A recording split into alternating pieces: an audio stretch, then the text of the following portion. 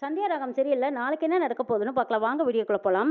நான் ஒரு முடிவு எடுத்தா அது மறுப்பு சொல்லாமல் நீங்கள் எல்லாரும் ஏற்றுக்குவீங்கன்னு நான் நம்பிட்டு இருந்தேன். நான் ஒரு முடிவு எடுத்தாலும் அதில் நியாயம் இருக்கும்னு நீங்கள் எல்லாரும் நினைப்பீங்கன்னு தான் நான் நம்பிட்டு இருந்தேன். ஆனால் இப்படி ஒரு வருத்தம் இருக்குங்கிறது எனக்கு தெரியாமல் போச்சுங்கிறாங்க ரகுராம். உங்களுக்குள்ள இவ்வளவு கருத்து வேறுபாடு இருக்கும்னு நான் நினச்சி கூட பார்க்கல. நான் பண்ணதெல்லாம் தப்பு தானுங்கிறாங்க ரகுராம். அண்ணே, நீங்கள் எதுக்காக வருத்தப்படுறீங்க, மன்னிப்பு கேட்குறீங்க? நீங்கள் எடுக்கிற முடிவில் சரியாக தானே இருக்கும். இவெல்லாம் ஒரு ஆளுன்னு இவ சொல்கிறான்னு நீங்கள் வருத்தப்படுறீங்க. இல்லை சிவா, கூட்டு குடும்பத்தில் ஒரு முடிவு எடுக்கும்போது எல்லாத்துக்குமே அதில் விருப்பம் இருக்குன்னு தான் நான் நம்மளும் அதை யோசிக்கணும். சீனவும் மாயாவும் காதலிச்சாங்க. ஆனா குடும்பத்துக்காக அவங்க 2 பேரும் விட்டு கொடுத்தாங்க. அவங்கள சேர்த்து வைக்கிறதே நியாயம்னு நான் நினைச்சேன்ப்பா.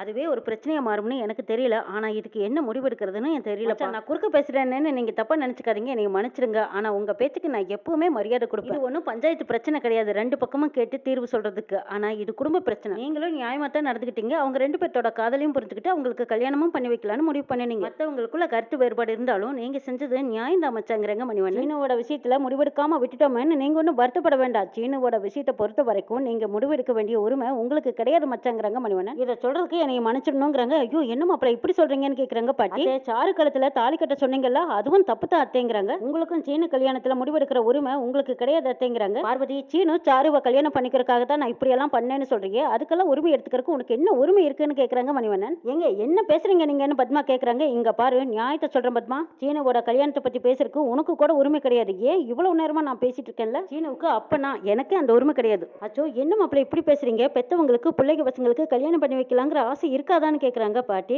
ஆசை இருக்க வேண்டியதான். நான் தான் உனக்கு கல்யாணம் பண்ணி வைப்பேன்னு கட்டாயப்படுத்துறது தப்புங்கத்த. பிள்ளைங்க நம்மளுக்கு பிள்ளையா பிறந்துட்டாங்களேங்கிறக்காக அவங்க எப்ப படிக்கணும், என்ன படிக்கணும், எப்படி வாழணும், யாரை கல்யாணம் பண்ணிக்கணும், இப்படியெல்லாம் நம்ம கட்டாயப்படுத்தணும்னா அவங்க வாழ்க்கையை அவங்க எப்போ வாழ்வாங்க? யாரையும் நம்ம கட்டாயப்படுத்தி வாழ வைக்க கூடாது. சாருவும் நம்ம வீட்டு பொண்ணு தான், அதுக்காக அவளை இப்படி தான் கட்டணும், இவங்களை தான் கல்யாணம் பண்ணிக்கணும்னாலாம் நம்ம கட்டாயப்படுத்தக்கூடாது.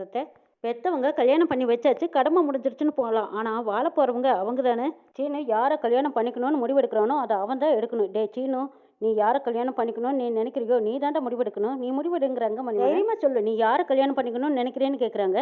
இந்த ஜென்மம் மட்டும் இல்லை, இன்னும் எத்தனை ஜென்மம் எடுத்தாலும் நான் மாயாவை தான் கல்யாணம் பண்ணிக்குவேன். என் மனசில் இருக்கிற அந்த மாயா போகவே மாட்டாங்கிறாங்க சீனு. மாயா கூட மட்டும்தான் என்னால் சந்தோஷமாக வாழ முடியும். கல்யாணம்னு ஒன்று நடந்தால் அது மாயா கூட மட்டும்தான்.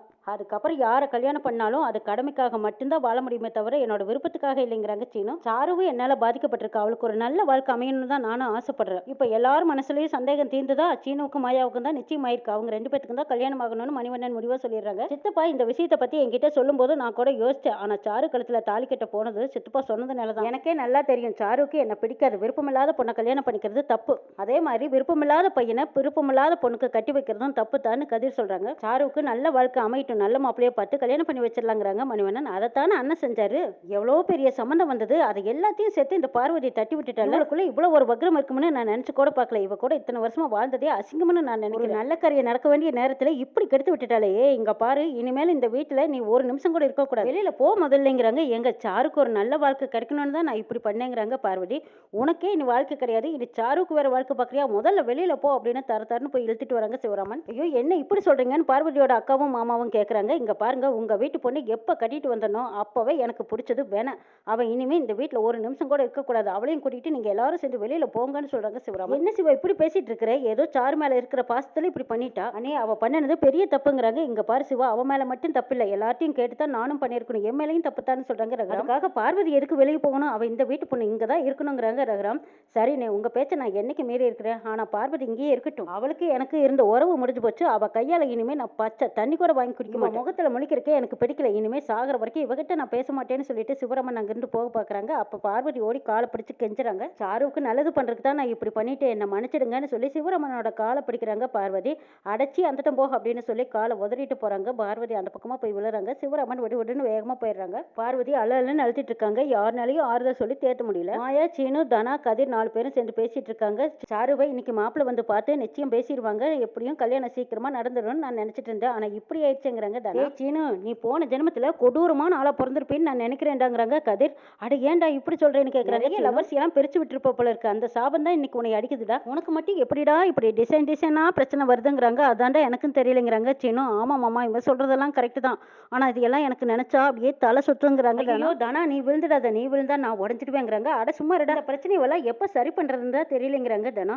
ஏ மாயா, நீ ஏன் சும்மா இருக்க, என்ன அமைதியா இருக்கே, என்னாச்சுன்னு கேக்குறாங்க. இல்ல, இந்த பிரச்சனையெல்லாம் வரக்கூடாதுன்னு எல்லாரும் சந்தோஷமா இருக்கலாம்னு தான் நான் நினைச்சேன். இப்ப பார்த்தா எல்லா பிரச்சனையும் என்னாலதான் வருதுங்கிறாங்க. ஐயோ மாயா, உன்னால எல்லாம் எந்த பிரச்சனையும் கிடையாது. சாருவுக்கு கிடைக்க வேண்டிய நல்ல வாழ்க்கையை பார்வதியாட்ட தான் கெடுத்து விட்டுட்டாங்கங்கிறாங்க சீனு. சித்தி இப்படி பண்ணுவாங்கன்னு எதிர்பார்க்கவே இல்லைங்கிறாங்க. சித்தி மட்டும் செஞ்சிருக்க முடியாது, இதுக்கு வேற ஒருத்தரும் காரணமா இருந்திருப்பாங்கன்னு கதிர் சொல்றாங்க. இல்லையே, சித்தி தான் இதுக்கு யாருமே காரணம் இல்லை, நான் மட்டும்தான் சொன்னாங்கல்லங்கிறாங்க. அடைச்சி நீங்க புரிஞ்சுக்கிட்டது இவ்வளவுதானு நினைக்கிறாங்க கதிர். மாயா, நீ ரொம்ப யோசிக்காத, நீயும் நானும் சேரணுங்கிறதா விதி. வெளிநாட்டுல பிறந்த உன்னையும் இந்த கிராமத்துல பிறந்த என்னையும் சேர்த்து வைக்கிறாங்கன்னா கண்டிப்பா நம்மளுக்கு கல்யாணம் நடக்கும். சீனு மாயா கையை பிடிச்சு ஆறுதலும் நம்பிக்கையும் சொல்லிட்டு இருக்காங்க. இதை பார்த்த கதிர், அடே அப்பா, ரொமான்ஸ் ரொம்ப நம்ம ஆள் நல்லா பண்றாங்கறாங்க. அடைச்சி நீ சும்மா இருடா மக்கு, அங்கே பாக்குற, இங்க பாரு மயில் தெரியுதல்லுங்கிறாங்க. டேய் சும்மா சொல்லாதடா அப்படின்னு திரும்புறாங்க. அட மக்கு, இங்க திரும்ப, ஏன் அங்க பாக்குற, அவங்கள சங்கடப்படுத்தாத அப்படின்னு சொல்லி கதிரேசன் சொல்லவும், அட ஆமா ஆமா அப்படின்னு சொல்லிட்டு தானே இந்த பக்கமா வேற பக்கம் திரும்புற மாதிரி திரும்பி பார்த்துட்டு இருக்காங்க. சீனு மாயா ரெண்டு பேருமே யாரையும் யாரும் பார்க்கல. அதனால அவங்களுக்குள்ள ஒருத்தருக்கு ஒருத்தர் பார்வையால கலந்து பேசிட்டு இருக்காங்க. மாயா, நீ ரொம்ப ஓவரா யோசிக்காத, உன்னால இந்த குடும்பத்துக்கு நல்லது மட்டும்தான் நடக்கும். உன்னையும் என்னையும் யாராலும் பிரிக்க முடியாது. உன்கிட்ட ஏற்கனவே சொல்லியிருக்கேன், நீயே என்னை விட்டு போன்னு சொன்னாலும் நான் உன்னை நம்ம ரெண்டு பேருமே எப்பவும் ஒன்னாத்தான் இருப்போம்னு சொன்னதுமே மாயா சீனு தோல்ல சாஞ்சுக்கிறாங்க. இந்த சீன் முடிஞ்சுதான்னு திரும்பி பாக்குறாங்க. டேய் அங்க பரடாங்கிறாங்க தனோ. ஏப்பா போதுமுடா சாமி, எவ்வளவு நேரம் தான் தெரியாத மாதிரி அங்கேயே பார்த்துட்டு இருக்கிறது, ஏண்டா டேய் கொஞ்சம் ரொமான்ஸை கட் பண்ணுங்கடா அப்படின்னு சொல்றாங்க. அதுக்கப்புறமா சீனு மாயா ரெண்டு பேரும் சுதாரிச்சுக்கிட்டு தள்ளி நிக்கிறாங்க. டேய் சீனு, உங்க ரெண்டு பேத்துக்கு முதல்ல எவ்வளவோ பிரச்சனைகள் வந்திருக்கு, அதையெல்லாம் தட்டி விட்டுட்டு போயிட்டீங்க. இனிமே வர பிரச்சனையும் அந்த மாதிரி தட்டி விட்டுட்டு போயிட்டே இருக்க வேண்டியதானே. இல்ல சிவா சித்துப்பா பார்வதி சித்திக்கிட்ட பேச மாட்டேன்னு சொல்லிட்டாங்க, அதான் மனசுக்கு கவலையா இருக்குதுங்கிறாங்க மாயா. ஆமா, அவங்க பண்ண காரியத்துக்கு வேற என்ன பண்ணுவாங்க. சித்தப்பா சித்திக்கிட்ட பேசாம இருந்தா வீட்டுல எல்லாத்துக்குமே கஷ்டம் தான். அவங்க ரெண்டு பேர்த்தையும் எப்படியாவது பேச வைக்கணும் கதிர்ங்கிறாங்க மாயா. அவ்வளவுதானே, பேச வச்சிருவோம் விடுங்கிறாங்க சீனு. உங்க கல்யாணத்துக்கு எந்த ஒரு முடிவும் சொல்லாம போயிட்டாங்களே, அதை நினைக்கும் போது தான் கவலையா இருக்குங்கிறாங்க. அதுதான் மணிமாமா சொல்லிட்டாரு, சீனுக்கு மாயா, மாயாவுக்கு சீனு தான், அவங்க ரெண்டு பேத்துக்கும் தான் கல்யாணம் நடக்கும்னு. அப்புறம் என்னங்கிறாங்க தானா. இல்ல சாரு வாழ்க்கையை நினைச்சா கொஞ்சம் பயமா. பாட்டி சொன்ன மாதிரி சாருவுக்கு கல்யாணமே நடக்காம போயிட்டா அந்த பாவம் நம்மளை சும்மா விடாதல்லங்கிறாங்க மாயா. அப்படியெல்லாம் நடக்காது மாமா, அவளை சும்மா விட மாட்டாங்க, எப்படியும் ஒரு நல்ல பையனை பார்த்து கல்யாணம் பண்ணி வச்சிருவாங்க. தனா கார்த்தியோட கல்யாணமும் சீக்கிரமா நடக்க போகுது. ஆமா, உங்க அப்பா வெளியில வேலை விஷயமா போனாரு, அவர் எப்போ வரப்போறாருங்கிறாங்க. அவருக்கெல்லாம் இந்த விஷயம் தெரியாது, சீக்கிரமா வந்துருவாரு. அவருக்கு இந்த விஷயம் தெரியாம இருக்கிறதே ரொம்ப நல்லதுங்கிறாங்க மாயா. ஆமா, இன்னைக்கு சாருக்கு கல்யாணம் நடக்க வேண்டியது, இவன் போய் தாலி எடுத்துட்டு போன வேகத்துல சாரு கழுத்துல தாலியை கட்டியிருந்தானா கல்யாணமே முடிஞ்சிருக்குங்கிறாங்க. தனா வீட்டை விட்டு போயிருப்பான், நானும் நிம்மதியா இருந்திருப்பேன். அடைச்சி இது நடக்காம போச்சுங்கிறாங்க தனா. தனா அப்படியெல்லாம் நினைக்காத, உனையை விட்டுட்டு நான் எப்படி வேறொரு பண்ண கல்யாணம் பண்ணிக்குவேன் சொல்லு பார்க்கலாம். நான் தான் சொல்லிக்கிட்டே இருக்கேன், உனக்கு எனக்கு இந்த கல்யாணம். டே போட முதல்ல அப்படின்னு தானே விரட்டுறாங்க. கதிர் ஓடுறாரு. ஏன்டா அவளை வெறுப்பேத்திக்கிட்டே இருக்கிறேன்னு சீனி கேட்கறாங்க. டே இதுதான்டா உண்மை, இதுதான் நடக்க போகுது, நான் தான் அவ கழுத்துல தாலி கட்ட போறேன் பாருங்கிறாங்க. நினைச்சிட்டே இருங்கிறாங்க தானே. ரகுராம் தனியா உட்காந்து யோசிச்சுட்டு இருக்காங்க. என்னங்க வீட்டுல நடந்த பிரச்சனையை யோசிக்கிறீங்களான்னு கேட்கறாங்க ஜானகி. ஆமா, நான் எடுத்த முடிவு சரியா போகும், நான் வீட்டுல இருக்கிறவங்களுக்கு இவ்வளவு தூரம் நான் எடுக்கிற முடிவு வருத்தத்தை கொடுக்கும்னு நான் நினைச்சு கூட பாக்கலிங்கிறாங்க ரகுராம். நீங்க எடுக்கிற முடிவு இந்த குடும்பத்தை பொறுத்த வரைக்கும் நல்லதுதாங்க, ஆனா அதான் எல்லா பிரச்சனையும் முடிஞ்சிருச்சு, அப்புறம் ஏன் யோசிக்கிறீங்கன்னு கேட்கறாங்க ஜானகி.